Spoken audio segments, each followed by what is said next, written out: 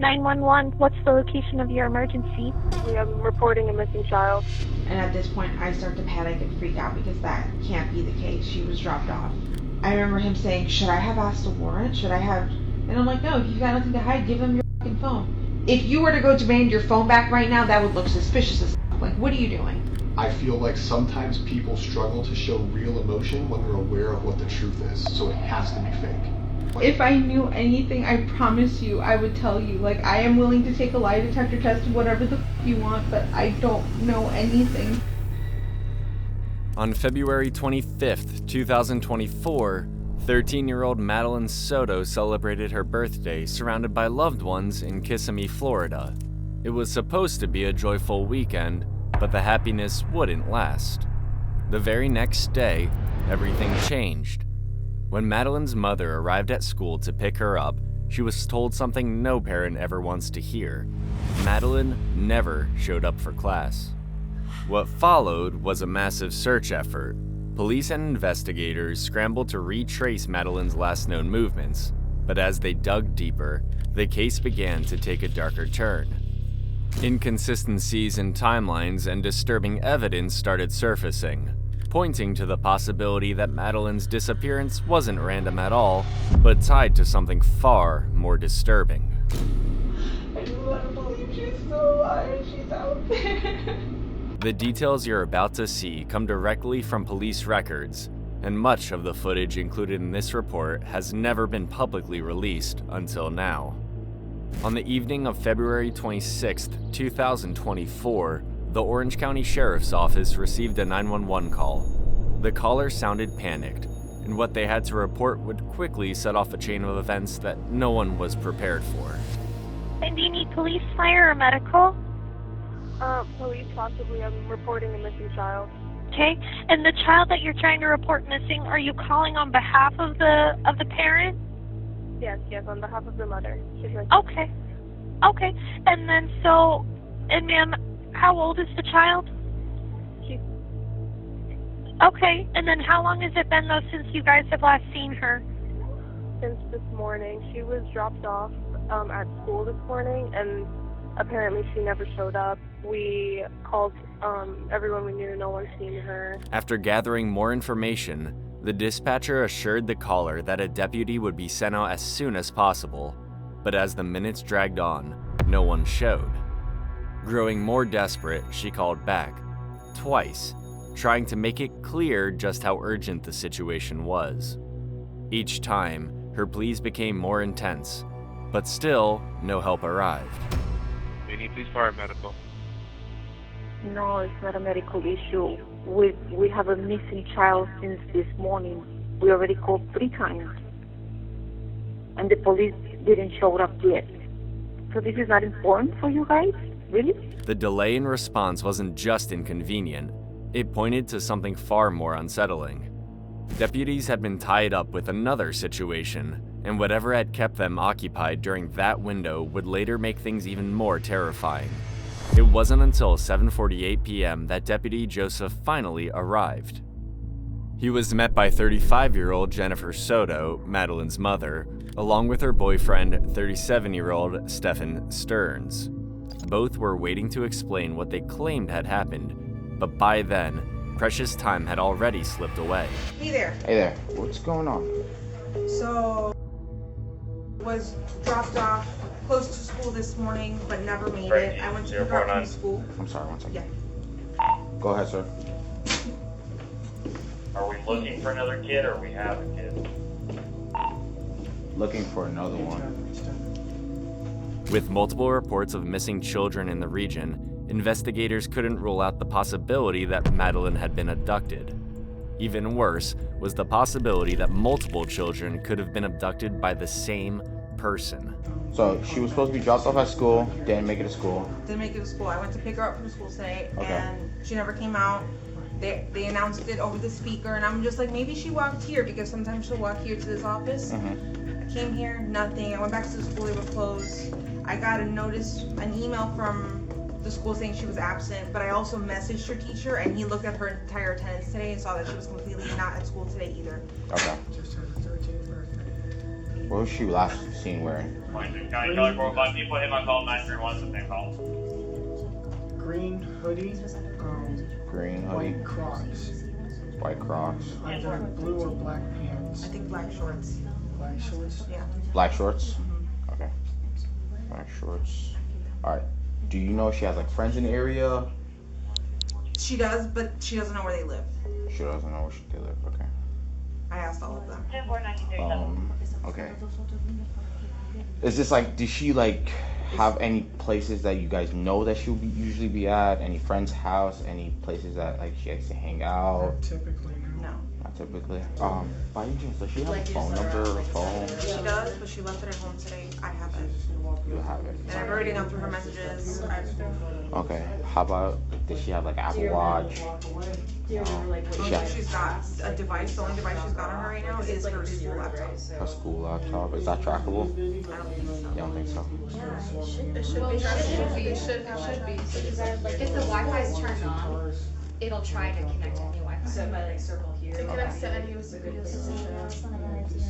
Well, does she not have a history of running away or anything like that? Never. She's just hanging out last time kind of? I don't.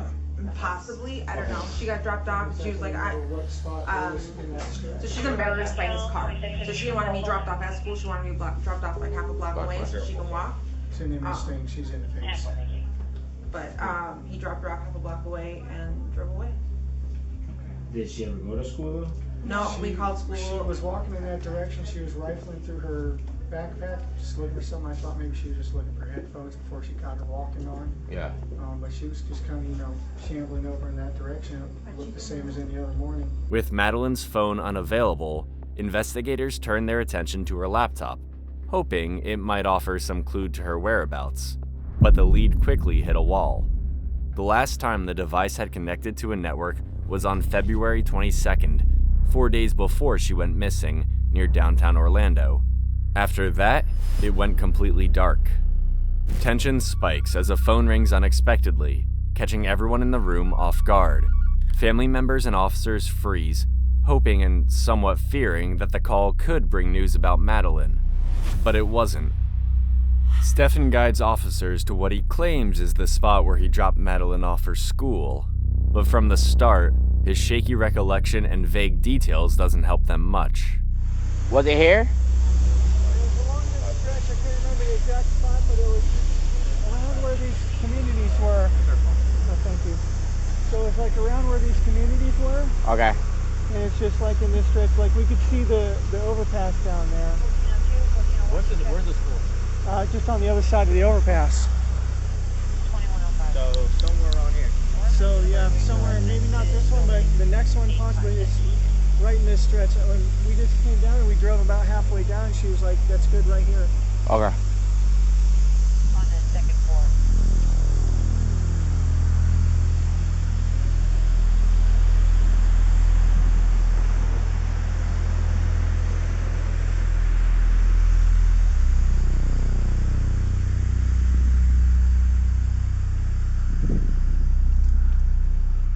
Armed with only a rough idea of Madeline's last known location, officers expand their efforts to a nearby apartment complex.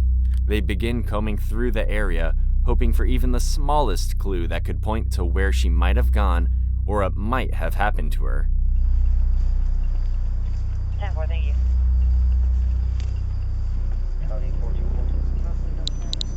No cameras as of right now. I can't believe that in this day and age, there's no cameras going on anywhere. Yeah, I'm trying to see if we can find something. While the initial search turns up little, Deputy Joseph has a potential breakthrough. At a church located about half a mile from Madeline's school, surveillance footage shows a young girl matching her description walking by in the early morning hours, around the same time she was supposed to be in school. Yeah, he left and she walks onto property. And then she actually doubles back onto property. I guess she left. So she's still sitting there. Ventura, what's the other? What they were saying, right? She left her phone on to me. It's like, that feels intentional. You know? Like, I don't want to be tracked. So I'm going to try bumping it up like 10 minutes to see if she's still there. Yeah.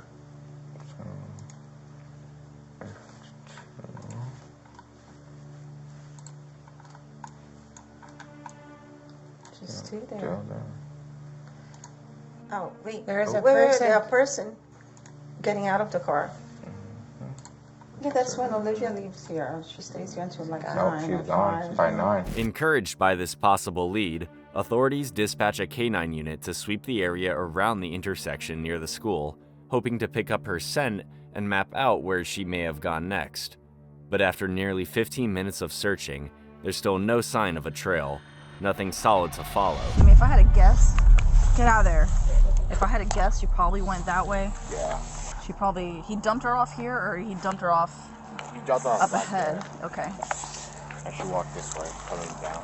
So her scent's probably all over here anyway. Yeah, that's a tough one. What are you telling me? Did you hear? No. Okay. Yeah, we can call it. Back at the church, Deputy Joseph updates Madeline's aunt, walking her through what he saw in the surveillance video.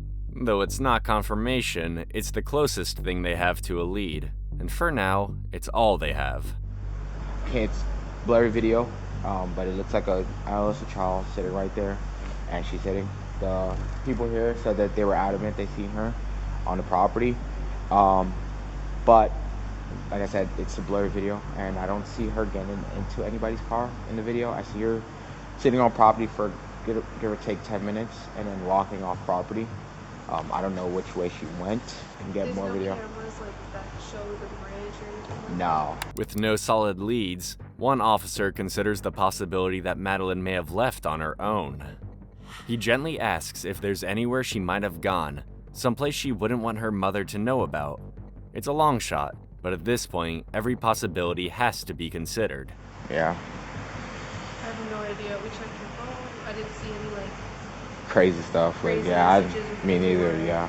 I didn't see her trying to like plan anything with anyone, and I just really don't think she's the type to do that. Just walk up and leave. Yeah, I don't see her doing that. As the night wears on, search teams are forced to wrap up with no real progress. Despite hours of effort, there's still no sign of Madeline. The deeper they dig, the more questions they uncover, each one more frustrating than the last.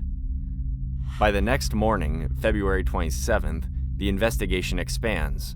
Officers begin canvassing neighborhoods while the family speaks publicly, hoping media exposure might bring new information.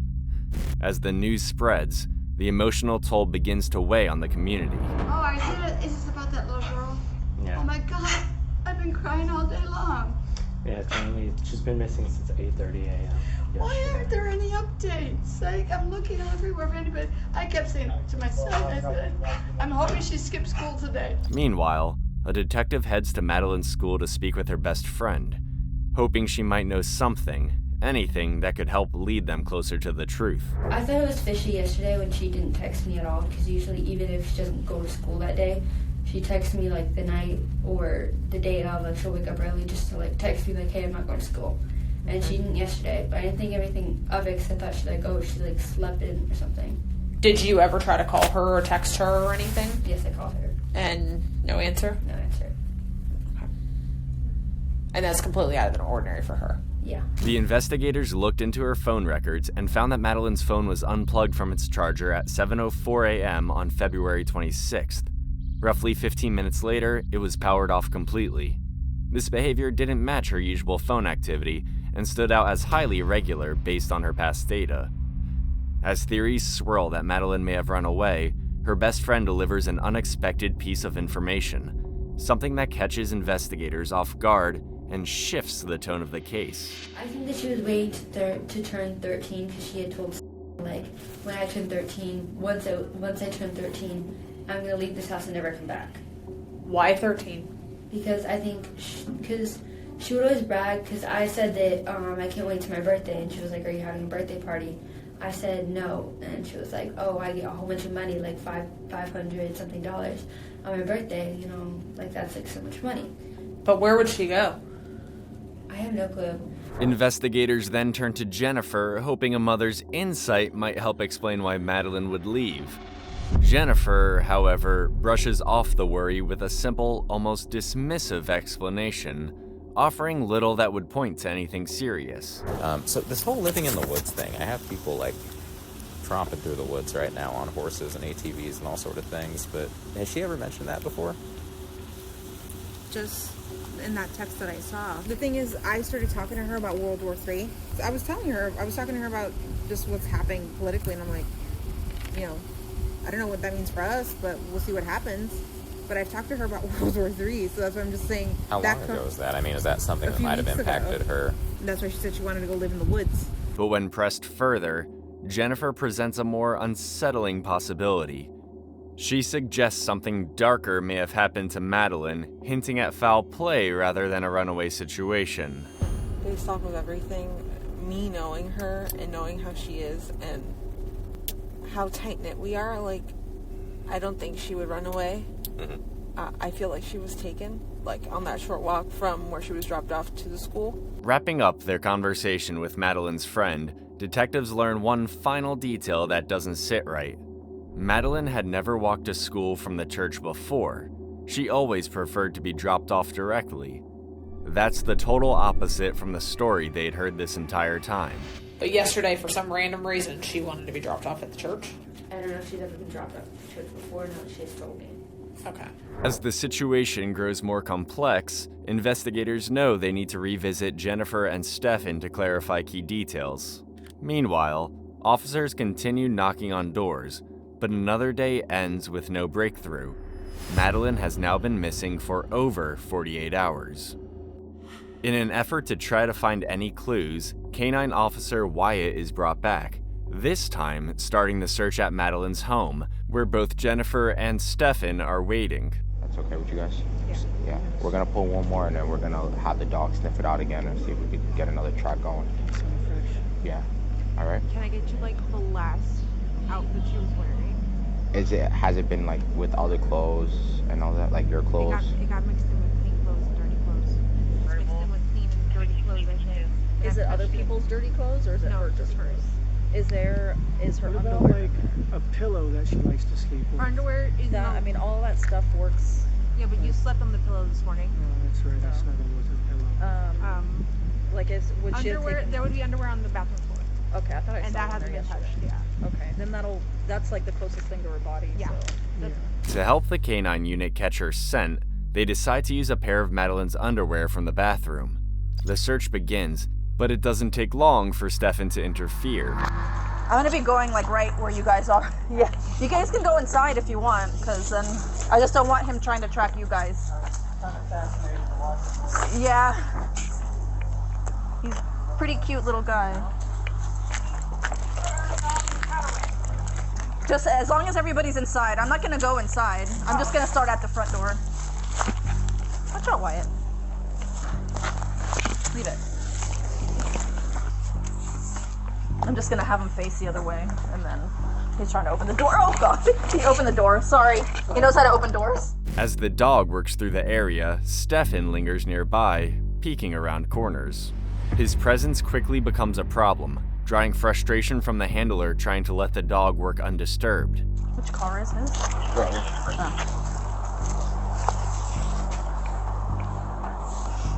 He's just circling. He's crittering. So, and now he's gonna go back. No, sorry. He backtracks a lot, so he kind of just circles. Despite their efforts, the second canine search fails to turn up any meaningful clues, and the longer the search takes, the lower the chances they'll actually be able to find Madeline alive. By Friday, March 1st, 5 days since Madeline was last seen, she is still missing.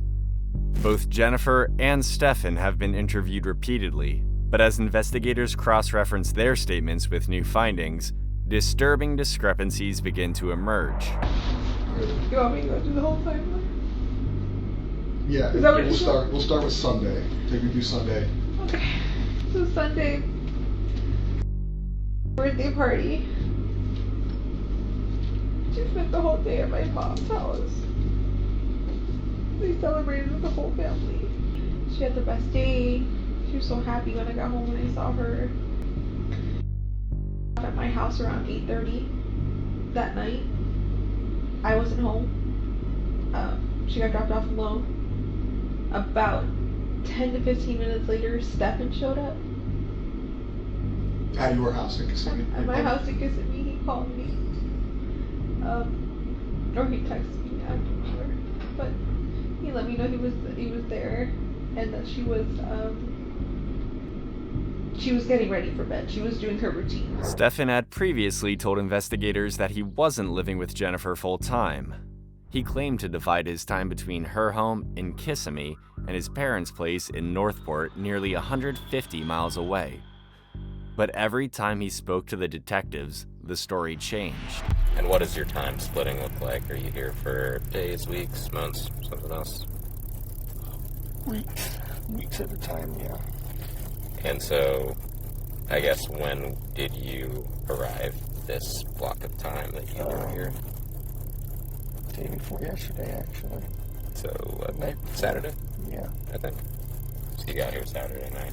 None of this lines up with what Jennifer just told detectives. She claimed he arrived after Madeline's birthday party on Sunday night, but even that timeline clashes with her own earlier statements, where she had trouble recalling exactly when Stefan came into town. How long has he been here? Or when did he arrive, rather, this time? I can't remember if he arrived Saturday or Sunday morning. This is just the start. A series of conflicting details is about to unravel, and each new contradiction adds to the growing suspicion surrounding both Jennifer and Stefan.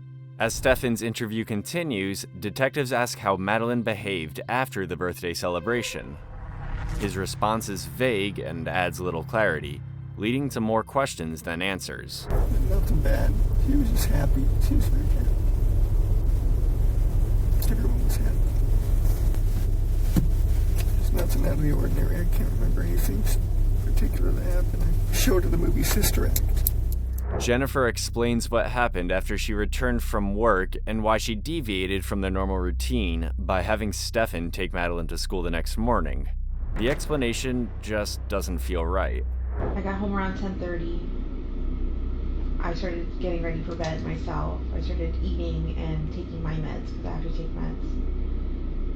When I went to take my meds, I realized, oh my god, I forgot to take my Saturday night's meds, which is why I felt so weird and so abnormal and not myself Sunday while I was at work.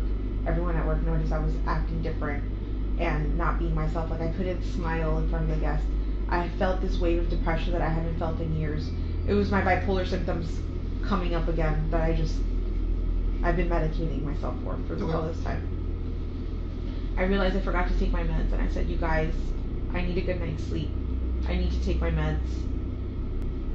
I sent them to sleep upstairs in the guest bedroom so that I could get a good night's sleep. Her admission adds weight to a concern detectives had from the beginning: the strange sleeping arrangements inside the home.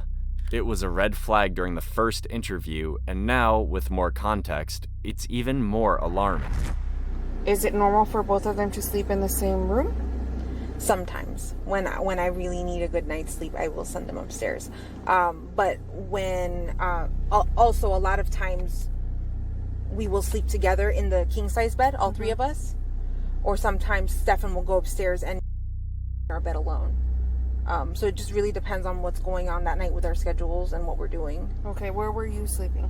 Downstairs in the king-size bed. Okay. Is it just you two here? Well, you guys have a roommate, right? We have 2 roommates, and one of the roommates has a son who's here like a little bit more than half the week. So what rooms do you guys use? The room downstairs, the master bedroom downstairs. Investigators would soon search the home thoroughly, and what they discovered inside would leave them shaken. As Jennifer keeps talking, she goes into further detail about how those unsettling arrangements began. So the living situation with them, I'll be honest, seems weird. It's weird to me. She's got a bedroom downstairs. What's kind of the mindset or the thought process, the communication you've had with Stefan about, she's not going to sleep in her bed, but you guys are going to go sleep in the guest bedroom? It wasn't until June that he got his own bedroom and I sent him upstairs. That's where the requests for sleepover started. Okay. And I kept telling her no. I'm not comfortable with that. But eventually, at some point, like we really want to watch. I forgot what movie it was. They really wanted to watch something, and I was really tired. And I said, okay, fine, go ahead, but this can't happen often. And yeah, I allowed her to go upstairs and sleep with him. But honestly, I think I can count on one hand how many times that's happened, and it hasn't been many times that I've allowed her to have a slumber party with him, to be alone in a bed with him. Though detectives were clearly unsettled by the odd sleeping arrangements, their focus remained on tracking Madeline's movements. They shifted the conversation, asking Stefan to walk them through the following morning in detail. Woke up around 7:15, somewhere around there, which is an early start for us, but we had talked about getting McDonald's breakfast beforehand, so we wanted to make good time. We did make good time. We got out the door maybe 7:30ish, 7:45ish maybe. But his version of events quickly hit a snag. Natalie, one of Jennifer's 2 roommates, was asked if she remembered seeing Stefan or Madeline that morning. Her answer didn't line up. She hadn't seen either of them, despite allegedly leaving the house at the same time. So they were back much later, I think, though. I want to say like an hour and a half later, maybe. Did you see them at all Monday morning? By the time I was leaving Monday, no, I think I was leaving too early. I leave like around 7:45. So no, I typically don't see them. We probably gone before they even got up, maybe. If Natalie's memory is accurate, she should have crossed paths with Stefan. What complicates things further is a written statement from Jennifer where she claimed to have physically seen Madeline getting ready around 8 a.m. Her version of events keeps shifting, making it harder for investigators to separate fact from fiction. Between your initial statement to the police, a lot of things have changed. The initial statement to the police was you watched her get dressed, you watched her leave, you knew exactly what she was wearing. Can I tell you my thought process on that, or where I came from with that? I was handed this form, and I'm like, where do I start? What do I write? And somebody said, tell them what you saw. And so I started with I saw. And then I wrote out what I wrote out. But it wasn't until later I was like, wait, I didn't see her. I assumed that I saw her. I assumed that I heard her. But I didn't. In reality, I didn't see her. I only saw him. And I heard something in the kitchen, but I don't know who that was. Despite the contradictions, detectives kept the conversation going. They focused on what allegedly took place once Stefan and Madeline left the house. Got over to that area. She was asleep in the car most of the time, just snoozing until we got there. We got to McDonald's. We're close to McDonald's. I said, "Do you still want it?" She wasn't interested in the McDonald's anymore, so we continued on. And she wanted to be dropped off a little down the ways from the school. She's got this phase that she's been into lately where she's very particular about what car she's seen getting out of in front of the school. She prefers my cars are, I guess, kind of hoopties. I get it. It's an image thing. But I said, okay, let her out. Have a good day. Love you. Thanks. Love you too. And I turned around and was driving away and was watching her in my rearview mirror to make sure that she was going where she was supposed to go. And she was moving in that direction, but she was rummaging around in her backpack or something. What I assumed was probably headphones or something like that, but I found out later that she forgot her phone here, so she may have been rummaging for her phone. But she was still kind of making her way towards that direction, so it looked okay. She said she was going to go wait for her friends. She was going to find them and hang out and wait for her friends. Stefan insists he dropped Madeline off between 8:20 and 8:40 a.m., but something feels off. According to Madeline's friend, she never got dropped off anywhere but directly in front of the school. That wasn't just a preference, it was routine. When investigators confront Stefan with surveillance footage that doesn't match his timeline, he quickly shifts his story. That sudden change only makes him look even more suspicious. So, why is your car seen going southbound at 8:10 at Kissimmee? I had forgotten I had forgotten my gate clicker. I'm sorry. I forgot. I had gone back to the house real quick after we left because I forgot my gate clicker. I actually had to go through the front gate and use my parking pass to grab my clicker. So it was the wrong time. I'm sorry. Like I said, I was guesstimating these times. I'm not a morning person. Okay. So yes, we'd gone out. How far did you get before you came back down? When you realized you forgot your clicker? Nearly all the way to the school. And then we turned around. We had plenty of time to kill, so there was time to go back. I rushed back, got the clicker, and that's when I came back here this way. So you guys came back here to get your clicker? Correct. So when we look at the cameras in the front, it's going to show you coming back in Correct. here with her in the car? Yes, with her in the passenger seat, okay. Yes. The surveillance from the apartment complex paints a very different picture than the one Stefan had described. At 7:35 a.m., his silver sedan is seen pulling up to the trash compactor. He's wearing a red shirt as he casually tosses a garbage bag inside and drives off. In the front seat, a young girl believed to be Madeline is visible, her posture slumped and motionless. Roughly 45 minutes later at 8:19 a.m., Stefan returns to the complex and appears to speak briefly with a security guard.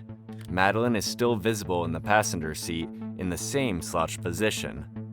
When that guard was later questioned, his statement only widened the cracks in Stefan's story. Do you remember a resident coming through in a silver Lincoln sedan? I do remember, but not his face. I talked to him. He showed me his little clicker, and he's like, "Hey man, I'm clicking, it's not working."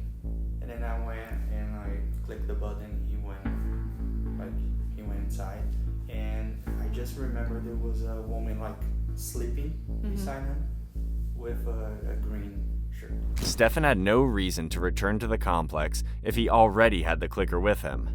That detail alone cast serious doubt on his claims, and detectives moved quickly to secure a warrant to search the trash compactor. While they waited, Stephen continued explaining the rest of his morning, claiming he dropped Madeline off near the church. Okay, and then what did you do after you left the area? I left to go to the local vape shop because I needed some more vape juice. They weren't quite open yet. Waited about an hour or so and then went back and checked the vape shop again. It was open, so I got what I needed there and came back home and hung out with Jen again for a while. Do you remember what time you came home? The first time was probably right around 10, close to it. And then I waited here and went back to the vape shop. Probably finished at the vape shop and came back home again a little after 11. Okay. You said the first time that you hung out with Jen for a little bit, right? Yeah. Was Jen here when you got here at 10? Okay. I think so. She might have been at her blood appointment. Let me double check. I know she had a blood appointment at some point during the day. It's okay. We don't have to ask her right now. Sorry, everything's a blur. So she might have been here. She might have not have been here I the first time. believe she was here because she was sleeping in as much as she possibly could because she's been messed up with her work schedule. So she had to be here because she didn't want to sleep in. When asked if Jennifer was home when he returned, Stefan gave a vague, uncertain answer. Investigators decided it was time to turn back to Jennifer. When Stefan called me around 10:18 in the morning, I had stepped out to go get blood work done, and he had just let me know that he just got back home from running a few errands, and that I asked, did you guys ever just stop at McDonald's? And he said no, she changed her mind. He tried convincing her a few times, but she did not want McDonald's anymore. At what time did you leave the house yesterday in the morning? Or what time did you step out, rather? I'm gonna say around 9:30. You left around 9:30, and then Stefan called you around 10 to say he got home? Yeah. Her response didn't match his. She stated she wasn't even home until after Stefan had already come and gone again. Now facing a web of conflicting accounts, detectives pulled security footage from nearby street cameras. What they found added yet another inconsistency to Stefan's version of events, one that would be hard to explain. Did you go anywhere else after the smoke shop? Oh no, I don't think I went anywhere specific. I was just driving probably in the direction of home. But I don't remember stopping anywhere specifically. And you were there for 5 to 10 minutes?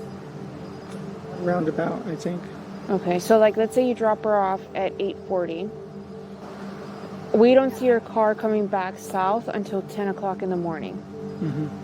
So what are you doing between 8:40 and 10 o'clock? Cruising around a little bit.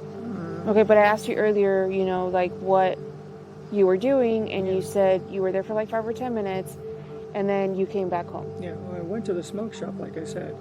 I mean, I don't know what to say. It was just a normal day. I didn't have anything important to do. The smoke shop was supposed to open soon, so I made my way over there. Wasn't any particular rush, though. Okay, but can you help me explain to them, because I don't know the explanation or the answer to this question, okay? So can you help me explain to them why there's such a delay in the time? No.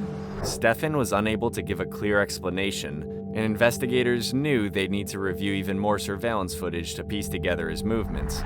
But soon, a troubling discovery raised the stakes.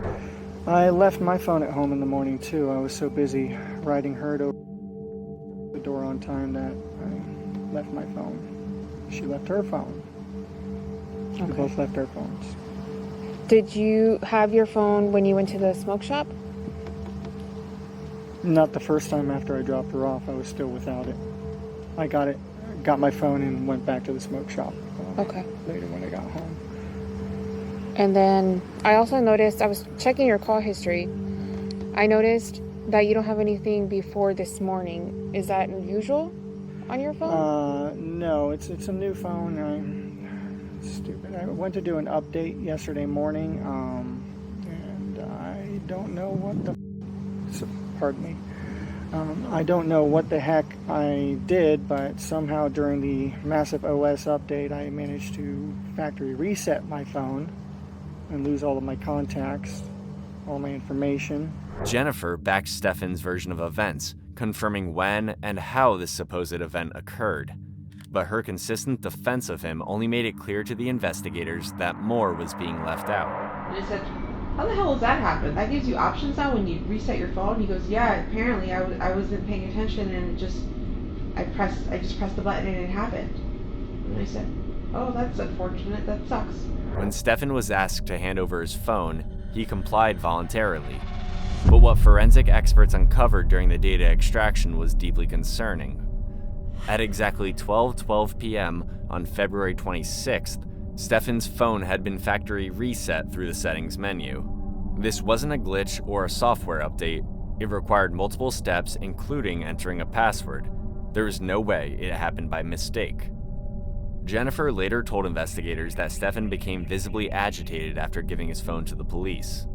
That reaction, paired with the reset, made him look even more suspicious. So earlier that day, I think Detective Hunt came, or somebody came, and asked Stefan for his cell phone. If he would willingly give it up so that they can look at it, or if they would need a warrant.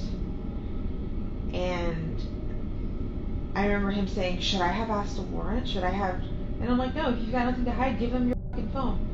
And I think we hung out in the house for a little bit, and then when you guys came in the evening, and you guys told us to wait outside, and we waited in my car, he started getting very anxious and very panicky, going, I want my phone back. I want my phone back. And I said, listen, at this point, it's their phone. It's theirs for fucking ever. I don't give a shit. We will buy you a new phone. It doesn't matter anymore. Whatever they need, they need. Like, let them look at it. And he's like, I just want my phone back.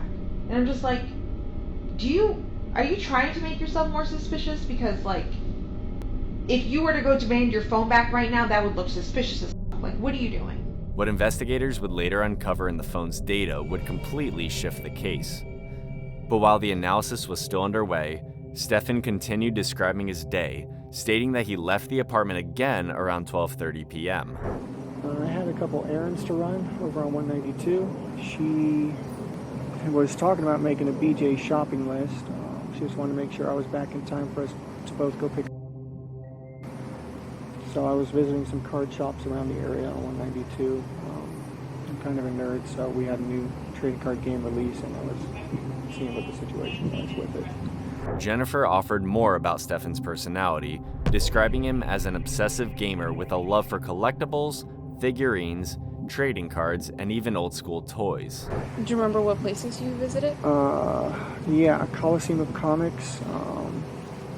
Stopped by a couple Targets, and I was going to go to House Rules Games down by Oak and 192, but I didn't make it that far. I got a flat tire on the way. With the factory reset now on record and the excuse of a flat tire added to the mix, the list of suspicious actions continued to grow. Jennifer went on to explain what later happened that day as the time to pick up Madeline from school approached, an event that, by then, they both knew would never come. 2:30 rolls around, and I'm already calling Stefan, and he's not picking up his phone. 2:30 comes, I leave. About 10 minutes later, I get a phone call from him going, I just got back home, I left my phone home again, I'm so sorry. How long ago did you leave? And I said, about 10 minutes ago. He goes, I'm so sorry, I missed it, I really wanted to go with you. And I'm just like, it's fine. Investigators tried to narrow down the exact location where Stefan claimed to have changed his tire, but once again, his memory became cloudy. The details were vague, he just didn't know the specifics. Or so he claimed. Do you remember where you got your flat tire? It was on 192. I pulled into one of those plazas somewhere. Do you remember the name of the plaza by any chance? Unbeknownst to investigators at the time, that flat tire would later play a critical role in the search for Madeline, unlocking one of the biggest breaks in the case. While attention turned back to Jennifer, she described going to the school to pick up Madeline, but her story, like Stefan's, didn't hold steady. More inconsistencies surfaced, especially around the timeline. 4:10 rolls around, and she's still not out, or 4:09, and then at this point I'm feeling the pressure from the cars behind me. I'm like, okay, they're all full, they're all waiting for me to leave, and she's not here yet. So I take off, and I'm thinking, maybe I missed her, maybe I forgot to tell her I was picking her up from school today, because I don't know if she knew that I wasn't working. I don't know if she knew if I was off. So I asked, I don't know if I told her that I was going to get her. So I left, thinking maybe she walked, that's pretty close to school. If I can't pick her up at school, that's where I tell her to. I drove the path she would have walked. I didn't see her. I got to the office. And she goes, no, it's a little too early. And I said, okay, let me go drive back down and wait along the path she would walk and just wait. And I parked and I waited. I'm not sure how long I waited. Maybe somewhere between 5 to 10 minutes. She still wasn't there, and I looked at the time and I'm like, okay, she should be back at my mom's office by now. Maybe she took a different path and I didn't see. So I went, no, she's still not here. And I checked her attendance for the rest of the day. She wasn't at school at all. Like, he sent me a screenshot of like her attendance and it said 0, 0, 0. You still have that on the phone? Yes. Okay. Jennifer initially claimed she saw Madeline getting ready, only to later say she merely heard her. Oddly enough, she corrected Stefan on what Madeline had been wearing, despite previously insisting she never laid eyes on her that morning. Either blue or black pants. I think black shorts. Black shorts? Yeah. Black shorts? Okay. Camera footage near the supposed drop-off point revealed a major discrepancy. Stefan's car was never seen in the area. Instead, footage showed him heading in the opposite direction at the same time he claimed to be near the school. A license plate reader confirmed he was 9 miles away in St. Cloud, driving toward a gaming store in Kissimmee. Then, for nearly an hour, he vanished from all surveillance. Given the increasingly suspicious circumstances, police barred both Stefan and Jennifer from returning to their apartment on the night of February 27th. Jennifer's reaction to the news was far from what detectives expected. I think at this point, when I noticed that forensics was locking down the house and you guys said we couldn't come back, I told him to call his dad. Because I had a feeling y'all knew something and it was going to come down on him. And I'm just like, they're focusing on the wrong person. They have the wrong person. In my head, I'm convinced you guys are that you had the wrong person. I started saying to him, like, I think they're focusing in on you. Like, we need to call your dad and I think we need to get you a lawyer. How did he feel when you said he needs a lawyer? He didn't believe me. Like, when I told him, like, don't you see forensics is closing down the house? They know something, or there's something, like, they know something. Something's happening. They wouldn't be locking down the house this way if they didn't have suspicions of something. But I wasn't thinking, I don't know why I wasn't thinking him. Like, I was just like, no, they've got the wrong guy. That same night, after investigators seized Stefan's phone, the couple checked into a hotel with Stefan's father, Chris, a retired Orange County deputy. Chris would soon speak with police, and what he had to say revealed a troubling view of his own son. The next morning, Stefan thought he could just slip away and no one would know, but that's not how things panned out. The following morning, I wake up, I think around 9 o'clock in the morning, and Stefan's not there. And I remember thinking, he left again without his phone and didn't tell anyone where he was going. That's suspicious as again. Why is he trying to... Well, we took his phone, so he got a new phone? He didn't get the new phone until later that day, where his dad woke up, came to our hotel room, and then handed him a phone. Okay. And said, here, have this phone in the meantime until you get your old phone back. Oh, so you're just saying he's out and about with no phone? Yeah, he's out and about with no phone, so there's no way for us to contact him. There's no way for us to... I didn't know if he even knew how to get back to the hotel. Because I drove that night. He's a little oblivious to when it comes to directions. So I was just like, is he going to even figure out how to get here? But he rolled in around 11:15. Rolled in with a cup of Wawa. And said, oh, I'm so sorry, I was just driving around. I grabbed some Wawa on 182 and got lost. I didn't know how to get back to the hotel. But I'm here now. And I'm just like, detectives are about to show up. What the would have happened if they showed up and you weren't here? Like, you would have been a fugitive. Like, what are you doing? And he was just apologetic about not telling anyone where he went. But you know, I mean, he had a Wawa cup and he said he was up at 192. Yeah, but in reality, I know that he truly took my car in the middle of the night to Northport, Florida, and I was down there for an hour and came back. At 4:35 a.m. on February 28th, hotel cameras recorded Stefan leaving the lobby in Jennifer's vehicle. Less than 2 hours later, at 6:29 a.m., a license plate reader placed him just a mile away from his parents' house in Northport, roughly 150 miles from Kissimmee. Investigators, now growing more confident that Stefan's movements were tied to Madeline's disappearance, contacted his father, Chris, right away. Did he tell you he was in Northport today? I'm assuming he didn't, based on your reaction. So, do you need to take a seat? Or? No, okay. He was in Northport. Yes.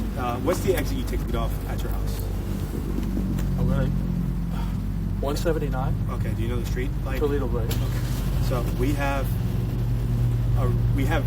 more than enough reason to believe that Stefan was in Northport today at the exit that you take to get to your house.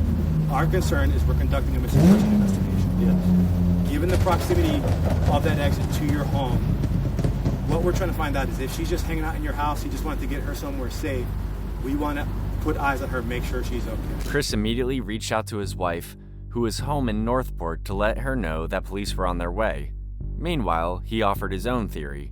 If Stefan had hidden Madeline, there might be another location they could check out. They're going to come over and want to search a house for, apparently, can I tell them? Yeah. Apparently, Stefan made a trip down to Northport last night. Or this morning, I should say. I have no idea. But there's a storage unit, but he wouldn't have access to the keys to the storage unit because I have the only key to it. And that would have been locked in my car, and he would have had to come in my room, which he didn't have a key to get into it. Fully cooperative, Chris granted officers permission to search both his home and a nearby storage unit for any signs of Madeline. At the same time, he revealed to investigators a gut-wrenching suspicion he had shared with his wife once they learned Madeline was missing. When I left last night, I said, hey, I turned to her, I said, do we really know? You know, is he capable of doing something harmful to her? Why would you suspect that? Because some inconsistencies of phone calls he had with me didn't add up, okay? So I'll give you the sequence. He calls me mid-afternoon, 3-ish, maybe 3:45 or something. and say, I just had a flat tire. Okay, how the f*** did you get a flat tire? You just drove over to Kissimmee. You took her, maybe you're running an errand, but where would you have gone to get a flat tire? It wasn't until later that day, around 5 p.m., that Stefan finally told Chris that Madeline hadn't shown up for school. Jennifer, too, expressed concerns about Stefan's actions, her doubts beginning to mirror what investigators already suspected. Him disappearing to Northport. What the hell was he doing? That is suspicious. I mean, now that I know that that's where he went, that is suspicious as all f***. Why did he go to a storage unit facility? What was he grabbing? What was he trying to dispose of? Or what was he trying to hide in the... That to me is suspicious. No one at the time knew the truth about what Stefan was doing in Northport and how it ties into Madeline's disappearance. Police combed through the house and storage unit, but found no physical trace of her. Meanwhile, Stefan returned to the hotel and was brought in for questioning immediately, unaware that his house of lies was about to be destroyed.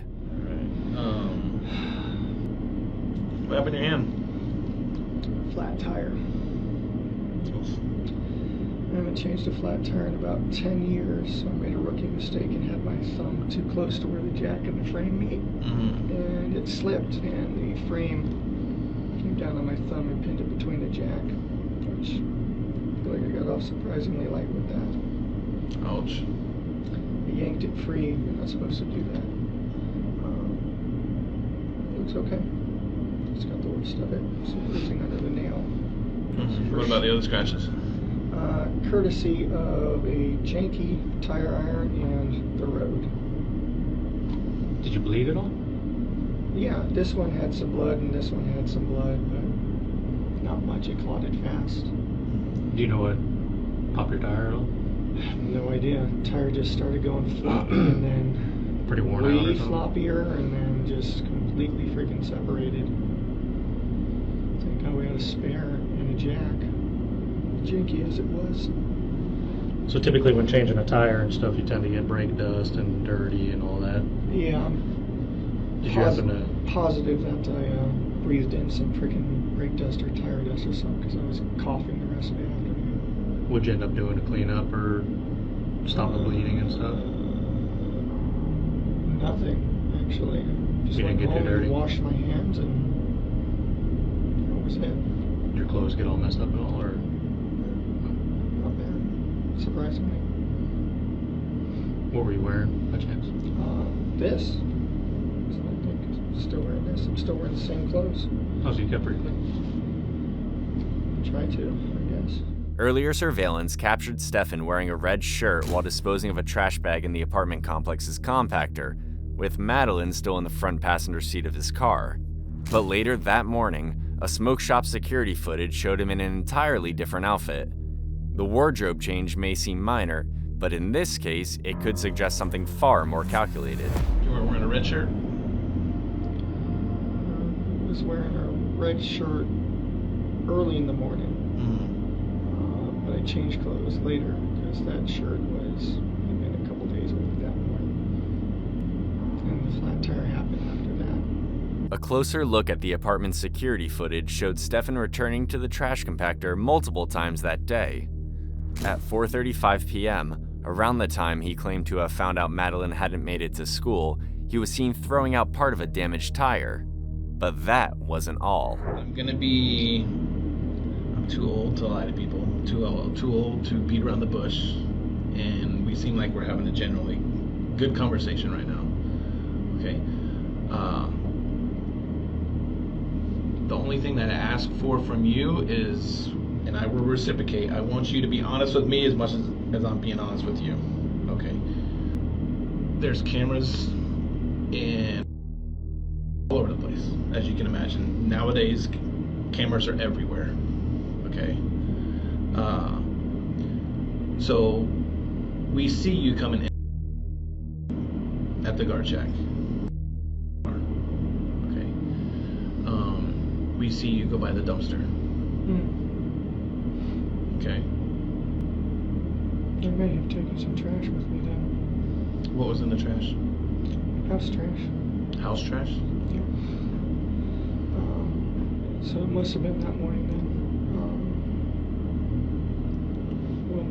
toss trash bags on the back seat. Okay. When you for school, did she have her backpack with her? Yes. She did. Did she have her school computer with her? Yes. Presumably, yes. Presumably. Okay. She should have. Once again, this goes back with the whole honesty thing. There was things in that trash bag that got thrown away that probably shouldn't have been thrown away. Next to the discarded tire, investigators found a Hawaiian print backpack, a school-issued laptop, and a single white crock, all items that matched the description of what Madeline Soto had on her the day she went missing. With that discovery, Stefan's story about dropping her off and watching her walk towards school completely collapsed. The detective, now faced with overwhelming evidence, asked him to tell him what really happened. Well, I can confidently tell you she did not go to school with her backpack. How's that? Because we found it in the trash. So, Stefan, here's what I'm asking you and pleading with you is to dig down and do some soul searching. I have kids, he's got kids, and this little girl's out there somewhere that we need to know where. And I really, really, really think you can help us. Okay. I mean, you want to get something off your chest. I don't know what it is, but I'm pleading with you. I don't know. Even as the pieces came together, Stefan stuck to his denials, but the evidence was quickly closing in. Detectives weren't done yet. They were preparing to confront him with the most damning material yet, data recovered from his phone that would be nearly impossible to explain away. What do you think was on the phone? Text messages. Emails. Old stuff. Pictures? Oh, yeah. What kind of pictures were on there? Training card pictures. Lightsaber pictures. Disney pictures. You have a Google account? Yeah. Do you save pictures to your Google account? Sometimes. Yeah. Or is it automatically? I know sometimes phones sync to a cloud and... Yeah, I think it backs up to Google. Mm-hmm. And then sometimes when you reset your phone and your phone updates and puts these apps back on your phone, sometimes they will put the images back on your phone. I'm not sure. Okay. Do you have any... Oh, I assume so. Do you have any pictures of you? And probably. I mean, we went to Disney, took selfies on the train. She got back from Puerto Rico and had her hair braided. We got pictures of that. All sorts of pictures. Family events. I'm not as much of a shutterbug. On February 28th, digital forensic analysts uncovered a lot of disturbing content. Hundreds of images and videos pulled from Stefan's phone and linked Google Cloud account. Some dated back to when Madeline was just 8 years old. Though his face rarely appeared, a distinctive black marking on his genitals matched what was visible in several of the photos, removing any doubt about who was behind the camera. His search history revealed even more disturbing patterns, with implications too horrific to ignore. The investigation had officially crossed into something even darker than anyone could have even imagined. here's where I'm going to be brutally honest with you. There's your phone. And I'm pretty sure you know what some of those pictures are about. You're a very intelligent person. And I don't want you to discredit yourself by saying you don't know about all the pictures that are on your phone. You understand what I'm saying? So do you want to add to the list of pictures? No. Should I be talking with a lawyer right now? I can't answer that question. My sole purpose right now is to see if I can find, and I'm really hoping you can help me. Okay. Well, I'd like to try to help, but I feel like I should probably have a lawyer present. attorney? Yeah, I think so. Okay. In another interrogation room, Jennifer was shown the disturbing evidence recovered from Stefan's phone. Investigators expected shock, denial, maybe even outrage. But her reaction stunned them. It wasn't what anyone in the room anticipated. We have his phone. We were able to get into his phone. And there are some very, very unfortunate graphic pictures of him conducting various sexual acts with. I wish I could tell you this was all a made-up story, but it's not. Did you ever suspect anything like this? How are you feeling right now? I can't breathe. Is this a surprise? Is there photos of her? Mm-hmm. Yes. So you know how we have his phone? Obviously, that's how we were able to find the photos in there. I don't want to believe that this is true. Can I see some of that evidence? What makes you believe that it's not? I thought I knew him well enough. Even after being told the photos were real, Jennifer kept asking to see proof. Investigators hesitated, warning her the images were extremely difficult to view. But when they finally showed her one of them, her response wasn't horror or disbelief, it was something far more unsettling, leading detectives to a deeply disturbing suspicion. So what do you think should happen to Stefan? I'm afraid to say press charges, but what else? There's a side of me that wants to say he's innocent, that this isn't happen, but who else could that be? She's not left alone with anyone else. And why would they be on his phone? Yeah, why would they be on his phone exactly? I don't know what to do. Okay, so I don't want to make you answer that right now, you know. But when we come back, we'll talk more about it.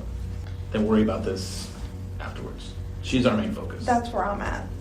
I know that the sexual acts happened, but I'm not convinced that he didn't take her to school. I'm not convinced that he's the reason she's gone. Because if this had been going on for so long, what's the motive? Why Monday? Why that day? Why the day after her birthday when we were supposed to spend the entire week together and have such a great time? Like, we had plans. Like, we knew we were just going to be together that week and we were going to have a good time. So I just can't think, like, why? When you say what's the motive, what are you assuming? That she was taken. Not that anyone that I know has done something to her, because I feel like nobody I know would do something to her, would hurt her, would murder her, anything like that. The apartment search uncovered more troubling evidence. In Stefan's room, police found a firearm. In Madeline's room, they discovered a phone tripod hidden in a drawer and a pair of men's underwear in the laundry basket. Using a specialized light source, areas of fluorescence were detected on Madeline's comforter, suggesting further possible abuse. They also found one of Madeline's school notebooks. Inside were drawings depicting explicit sexual acts. The volume and nature of the evidence led authorities to charge Stefan with sexual battery. After collecting enough to move forward, he was officially placed under arrest. Still, despite everything, Jennifer continued to defend him. Even with overwhelming proof that Madeline had been victimized, she refused to accept that Stefan could be involved in her disappearance. We know that. What if he's telling the truth about dropping her off and driving away and driving around in circles and getting to the vape shop? Is there video evidence of him in front of the vape store? Because I know there's banks around, right in that same plaza. There must, and in Amscott, there must be video of him pulling into that plaza and waiting. What do you mean? What's your question? If you guys have found evidence of him being in front of the store like he said he was, like, it's possible that his story might be true and somebody else could have taken her. Like, I'm just thinking, like, what if we're focusing, like, okay, the things happened, right? But what if that's completely a side thing and not having to do with this, like her missing? 48 hours passed after Stefan's arrest, but Madeline remained missing. Investigators returned to Jennifer with another conversation, this time to express a concern that they've had this entire time. I think at a certain point throughout this relationship, you became aware of it, and for whatever reason, your reasons are your reasons, whether it was discussed that it would stop, whether it was discussed how it would go, that you feel some sense of guilt. A lot of the news statements you've given kind of, again, my opinion only, I don't speak for anybody else, whether it's in this room or out of this room, bother me. It seems like some of your emotion, up until this room, I think some of the emotion in this room is sincere. I think a lot of it's because I'm being an asshole. I'm telling you things you don't want to hear that shouldn't be said out loud. But when you talk to the news, when you talk to deputies, it feels, based on my experience in this job, that it's not sincere. I feel like some of your sadness is not real sadness. I feel like when you gave the interview with Fox 35, it was not sincere. Looking at that video one time, I didn't feel like your cries were sincere. And I'm not saying that because you're a bad person. I feel like sometimes people struggle to show real emotion when they're aware of what the truth is. So it has to be fake. This is demise for the past, let's say, 5 years, right? But her going missing, her disappearance, if you have knowledge of how it happened, where it happened, an inclination, that emotion's not going to feel sincere because you're already aware of what happened. I would. It's almost becomes a lie at that point. If I knew anything, I promise you, I would tell you. Like, I am willing to take a lie detector test, whatever the fuck you want, but I don't know anything. He's never mentioned anything. I've never seen any signs. I tried watching her like a hawk. I thought I was doing a good job, but I wasn't. Whether or not Jennifer was fully aware of what had been happening, one fact remained unchanged. Madeline was still gone. And finding her, or at the very least, uncovering the truth of what happened to her, was now the only thing that mattered, at least for the police department. We currently have upwards, probably 200 people working on finding. Right, the Orange County Sheriff's Office is involved, the Kissimmee Police Department's involved, St. Cloud Police Department, Osceola County Sheriff's Office, Florida Department of Law Enforcement, FBI. Yes, under suspicious circumstances. So anybody who is somebody is involved. Yeah. So regardless of the circumstances, those people don't get to go home. Those people don't get to go back to their families. Those people don't get to live their lives and go back to their primary jobs. I know the sheriff has probably expressed to you that's his #1 priority. I'm sure the Kissimmee Police Department's expressed that to you, our detectives. This isn't something that's going to stop or go away. Yeah. Right? Anybody who knows something, anybody who may know something, will be brought into a room, will be talked to, whether they're guilty, whether they're innocent.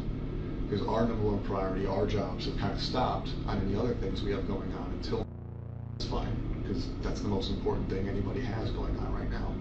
I can tell you, and I know Pete detectives have expressed to you that the thought process at this point is this is a homicide investigation. Yeah. Based on the evidence I've seen, based on the videos I've seen, I do believe. As investigators continued analyzing surveillance footage from the early morning of February 26th, a devastating realization began to take shape. The way Madeline was positioned in the passenger seat, slumped forward with her head tilted unnaturally, wasn't typical. It raised a chilling possibility she may not have been alive during that car ride. Later footage from a nearby parking garage only deepened those fears. At 9:41 a.m., a time when Stefan claimed he was simply waiting for the vape shop to open, cameras captured what appeared to be him lifting Madeline from the passenger seat and placing her into the trunk. The problem is, without a body, this remained a theory. But the more footage they reviewed, the more heartbreaking the picture became. Meanwhile, a disturbing admission from Jennifer pushed the lead detective to his breaking point. Have you talked to Chris about Stefan needing a lawyer? Yeah. When? I think when you guys showed me the photos.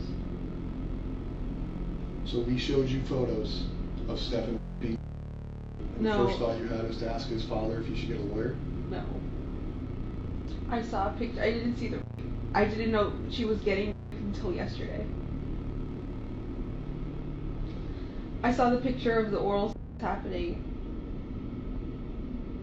And I knew that was true, right? That's evidence. That's for real. That's really happening. But I kept thinking, they're going. I don't know why I can't tell you why my brain kept thinking, no, he didn't kill her. Not that he didn't kill her, but she's still missing, she's still out there, she was taken. Yes, he's done this to her, and that's not okay. But I swore she was still, I felt in my body she was still alive, she was still out there. I told Chris to get him a lawyer because I felt like you guys were chasing the wrong person. But you weren't, you're not. We showed you a picture. The picture you saw, she was giving a blowjob to a grown-ass man and you told his dad to get him a lawyer. Jennifer's reactions to the evidence of Madeline's assaults were alarmingly detached. Her lack of urgency and emotional distance struck a nerve. As the details became more graphic, the detective's patience cracked. And you prioritized him again. You prioritized him by offering him, or telling his dad to get him a lawyer.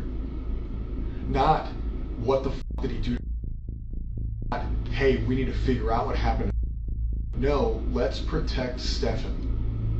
I was in shock. No, it's not shock. That is your natural instinct to protect Stefan. I don't know why I said that. But that's the problem. You don't know why. So the reaction in your mind is you are continuously protecting this guy. Please. Does your role in her life lead this to happen? I'll be honest. Yes. I know. Since she was a child, since her victimization started, it occurred under your roof and you acted like it didn't exist. And knowing the victimization, knowing how ongoing it is, knowing that you saw a picture of it, not just us telling you, not me and him saying, hey, listen, he's being I think they had a bad relationship. They showed you a fucking picture of it. And you still protected him. So how am I supposed to not think that the thought process in your mind is until she's found, Stefan can't be charged with murder? Because we both now know that you don't want him to be charged with murder because you want him to have a lawyer. No, I don't. That was then. He can't be charged with murder. That was then. Everything that you guys have shown me since then and have shown me that he's so we had to show you a picture time? of her dead in a car for you to finally not take his side? Enough? Do you not see where I'm coming from? Like, I'm not trying to be a dick here, but it makes absolutely no sense that your name is Stefan. Despite the growing belief that Madeline may be deceased, her remains still hadn't been found. But if their theory was true, it raised another pressing question. Why? What possible reason would Stefan have to take her life? What do you think made him snap? I don't know. Theories, I keep hearing Tell me your theories, because here's the deal. We don't go home until she's found. No, I know. So what are your theories? What I've heard is, what if she upset him and threatened to tell me and say that she was going to tell me and he needed to shut that down? That's the only thing. What do you think? I believe. I don't want to believe he killed her. But from what you guys are telling me, he must have killed her Sunday night and snuck her body out in the morning. That photo you guys showed me of her slumped in the car. You don't want to believe he killed her. I want to believe she's still alive and that she got kidnapped, but that doesn't seem like that's the Well, case that's not at all. what I know. My brain just wants to believe something else. I just want to believe she's still alive. She's out there. You mentioned drugged her, you mentioned other things. Explain your reasoning behind those assumptions and we'll move forward day by day.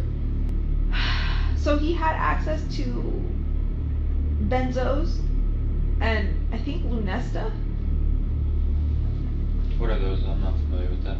Benzodiazepines are anxiety medications which relax you and can make you sleepy. Okay. And Lunesta, I think, is a sleeping medication, like for insomnia.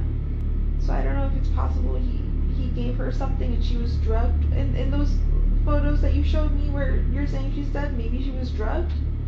But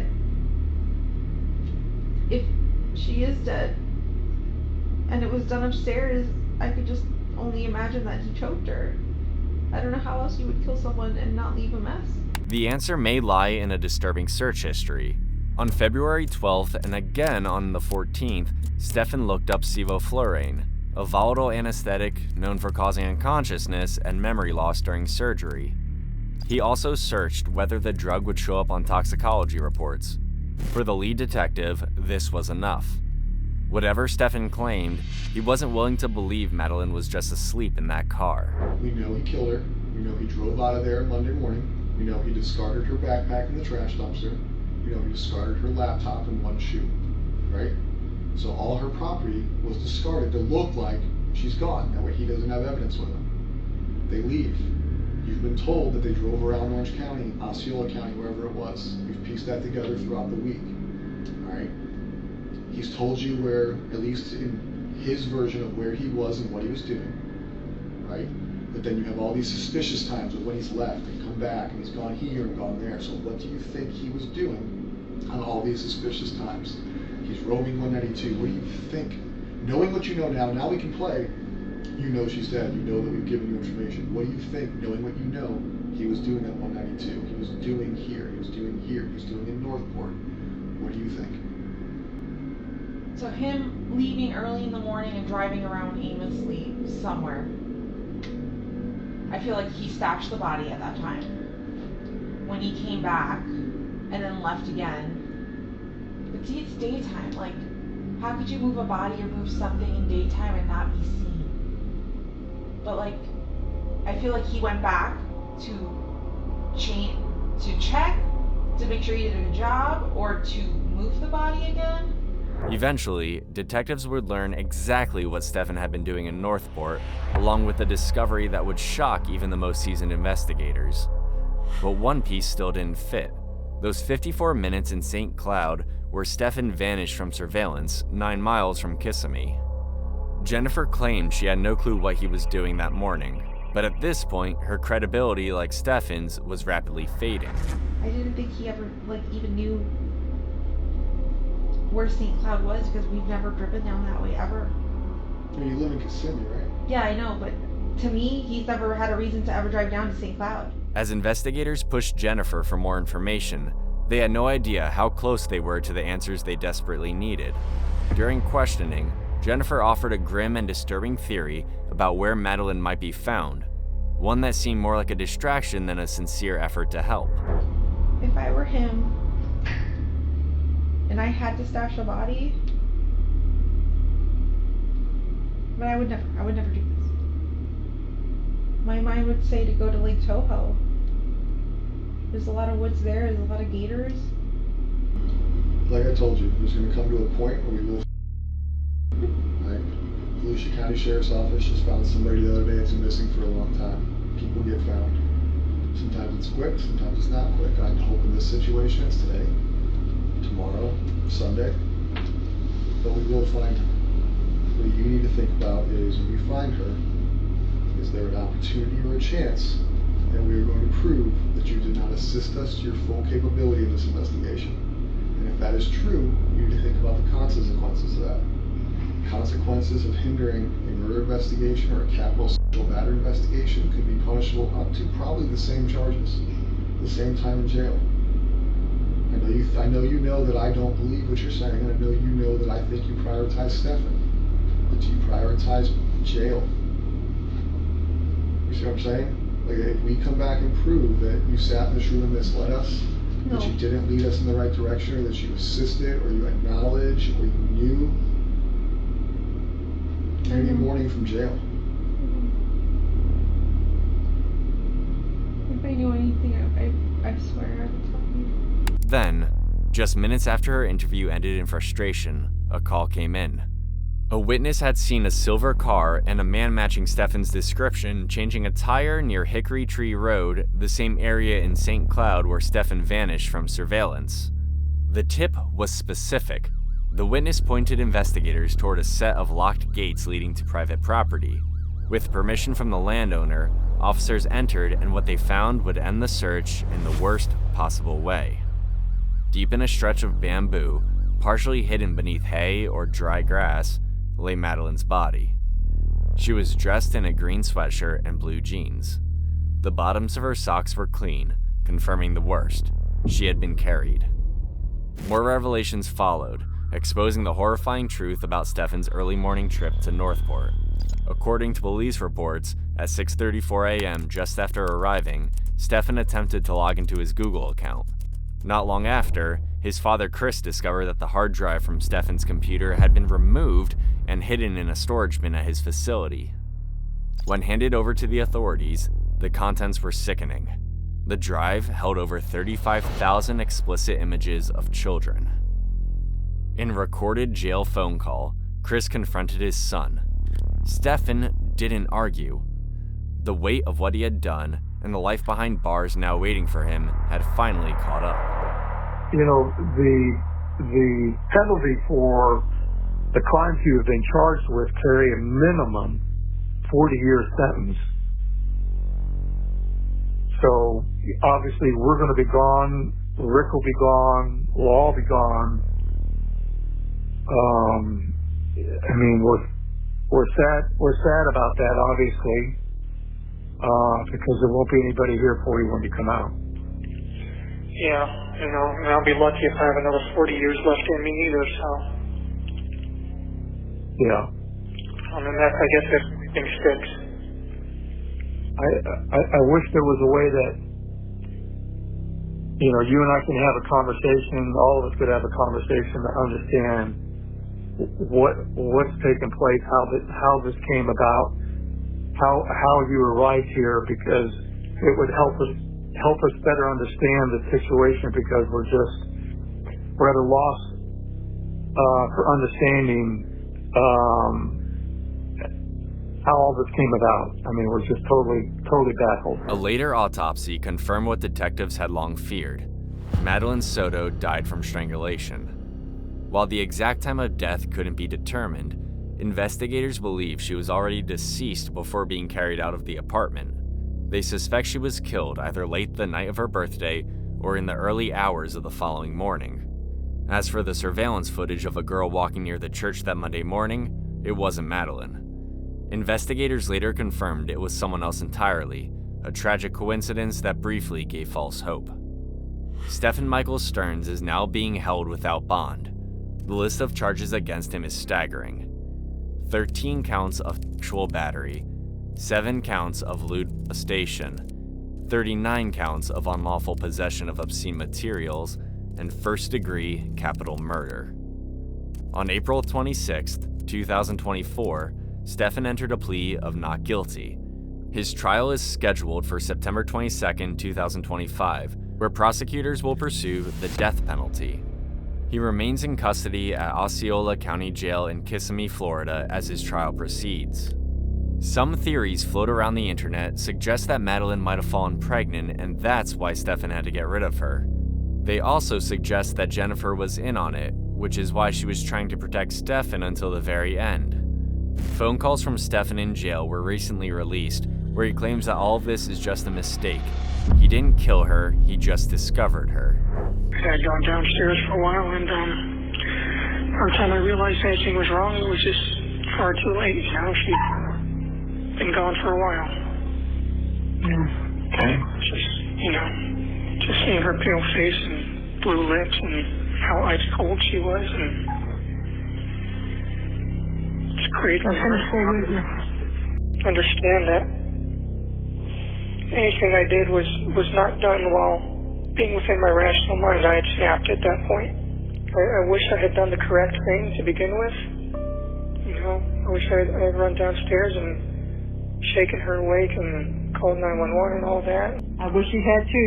Maybe she could have been saved, but she was beyond that. You know, Stefan, I can't help but get the feeling that none of this that was on the phone was a surprise to you. She was aware that she had certain feelings towards me. Yeah. Well, then why would she send her in there to sleep with you? She used to joke about it, you know, call it an electric complex. Used to joke and say, you better not leave me for my daughter when she's older. Not just that, he claims that whatever happened, he didn't start it. How all this came about, I mean, we're just totally baffled. Well, I didn't start it. Jennifer Soto has not been charged in connection with Madeline's disappearance or death.